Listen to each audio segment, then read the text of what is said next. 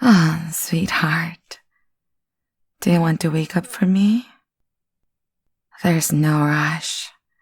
You need lots of rest. That was quite the operation. Such a soldier. Always toughing it out. You're right. This isn't your usual hospital. Let me turn on the lights. Now, you're still very sick. You need to stay in your cot. Doctor's orders. Or my orders, I should say. Oh, don't be alarmed. It's still me. I have gone through some changes, and that green undertone my skin picked up is a bit regrettable, but I have it quite under control. Perhaps I should start from the beginning. I think it started the first time my little sister brought you over to our house. And you two had been playing outside, but your heart was getting tired, so you had to come inside and lay down. My sis was still outside with her toys. I guess she wasn't really concerned about you at that age. But you looked so sad, and I got a little soft spot for you. Bringing you some soup, watching anime, talking.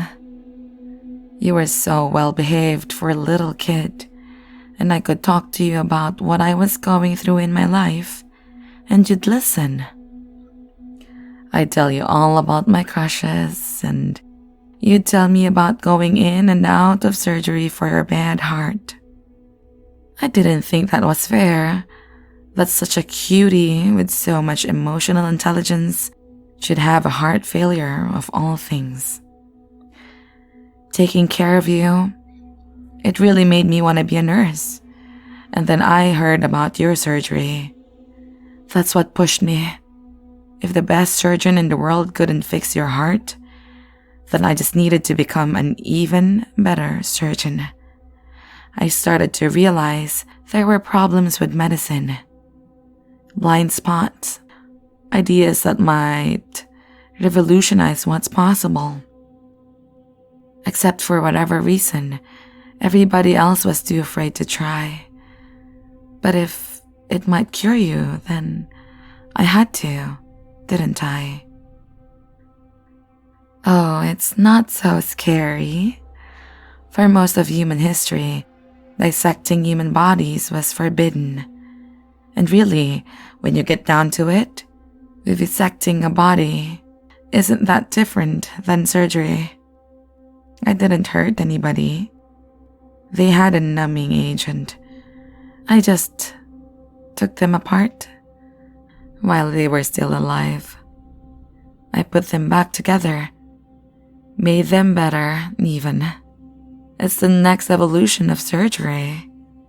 I tried to explain, but nobody understood. My professors told me I was going too far, but how could anything be too far for you? They couldn't stop me, not even if they revoked my license. Although that did make things a little harder. Digging up bodies, approaching desperate people. I had to do some very adventurous things for you to hone my skills. Did you know that homeless people are 30% more likely to have lung cancer than the general population? But even in a big city, there's only so many people desperate enough to lay on my table. When my clinic is empty, I practice on myself. After all, I'm not going to do an operation on a stranger if I don't have reason to believe it's likely to work, and that goes double for you, cutie. Self-surgery was a challenge at first, but now I rather enjoy it. There's so many things you can do with enough blood and spare parts. Things most people are afraid of. But if science couldn't help you, then I couldn't let fear hold me back. I can't tell you how many times I opened my ribcage to practice for opening yours. I ended up installing a hinge. See? Now I can rotate my lungs in less than an hour. Fun stuff. I love taking a long weekend and playing around with my spine. Oh, and I'm pretty close to figuring out how to socket in a second pair of arms. And once I do that, operations should take much less time. And time is blood, after all. And I have so many ideas, drawings, anatomies that could be. I wouldn't say that I've reached my potential yet, but at a certain point, perfection is a vanity. I just couldn't wait to see you again. Fix you. I was certain I could get your heart to behave, get you out of that nasty coma. So, I called up some of my friends in organized crime. They took you out of the hospital in a body bag, and I checked you into my clinic. I was so happy I could kiss you. It made me so sad to keep you in a coma. Every time I try to fix you, your heart just wouldn't cooperate with my vision. It would have been a lot easier if you had some of the modification I've already adopted.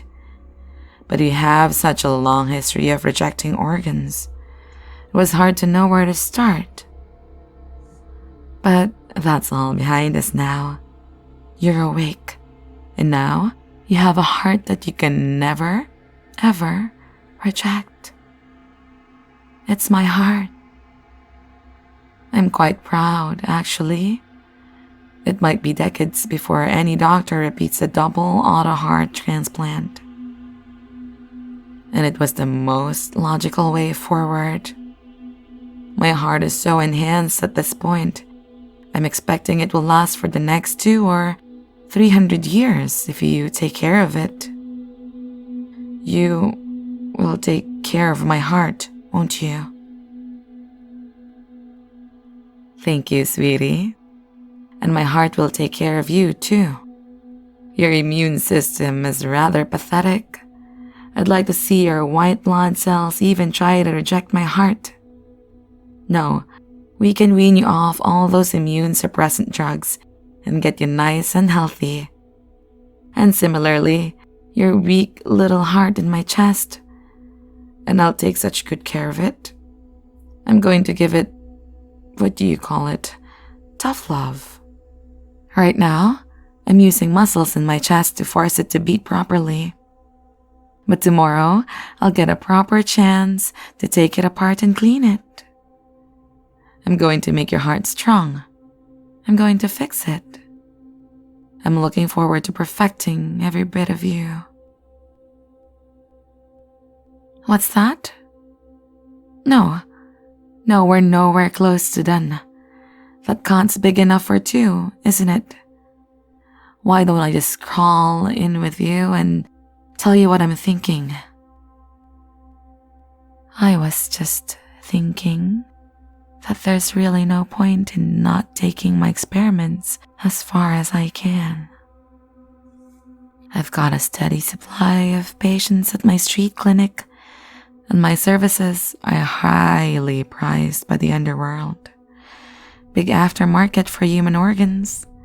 And let me tell you, if you're the only person in the world who can reanimate a mafia boss after a hit, you can basically charge whatever you want. I set this all up for you. And now it would just be a shame if you would had to go back out into that cruel world when I can take care of you instead. I know it's been a little while since we sat on a couch together and watched anime, but that's what I want more than anything. I want to be with you, take care of you, just like when you were sick. And yet, I knew it was my destiny to heal you. That's the paradox, that I need you, and I need to heal you. But it does have a solution, one that will have you constantly needing bed rest, so I can dote over you. I'm going to put you under the knife every single day. That won't be too intense of a schedule by my calculations. I'll get up real early in the morning for your operation, and I'll take apart your hands or your eyes or whatever I feel like working on, and I'll tinker around and make you all better. Then you can take your nap while I deal with my other patients. And around dinner, I'll make you a nice liquid diet to keep your strength up. Although I could just cut up your guts and put food in you directly. I just really like the idea of spoon-feeding you again. You're not ungrateful, are you? Oh no, I don't suppose that will leave much time for seeing your friends or family. That's okay. I've been obsessed with you for years now. Surely, you can spare a few decades while I have my fun. What's a few decades anyway? You know, neither of us are ever going to die. That's all as long as there's billions of sets of spare parts in the world. I'll always keep you in tip-top shape, no matter what you need. And after all, I need to take care of myself if I'm going to take care of you. At this point, it would be irresponsible to not pursue further achievements. A second pair of hands is just the start. I have ideas for a prehensile spine. Maybe a little plastic surgery to make sure your eyes don't wander. We'll harvest just what we need to live comfortably. Kidneys to keep us feeling young. Livers so that we can have lots of chemical fun together. Bones and muscle and fat. To me, they're all seeming like so much raw material. We can be whatever we want or whatever I want. I can make it taller or shorter, stronger or weaker. If I ever get tired of handcuffing you, I could just detach your nervous system. No, not a good idea. Instead, how about I install a second brain stem that controls your heart and lungs? And then you'd stay healthy, even if you were completely paralyzed. Wouldn't that be so fun? I know it might sound scary at first, but after a few days or weeks, it might turn into a positive thing. Thinking about how much can be taken away from you will help you remember how much you have. Then you can practice gratitude towards me for every breath you take, every finger you twitch. Every sensation you feel is more than what you experience in a coma. It's a gift from me to you. And if that's not love, then I don't know what is. I forgot to ask, are you squeamish? Because if you're not, I'd love to talk to you when I operate. So many of my techniques are a secret, but there's nothing for me to hide from you. I'd confess all my secrets to you, just like I always have.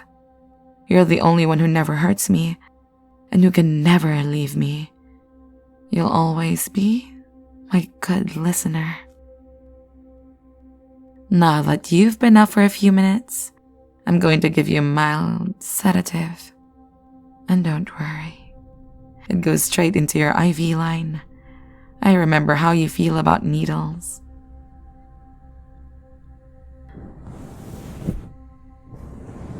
Oh, I'm not going anywhere. I'm going to stay here, talk to you in your sleep, and I'll nod off in a little bit.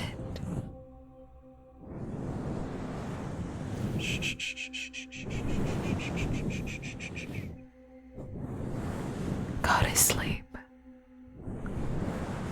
That's it. Go to sleep.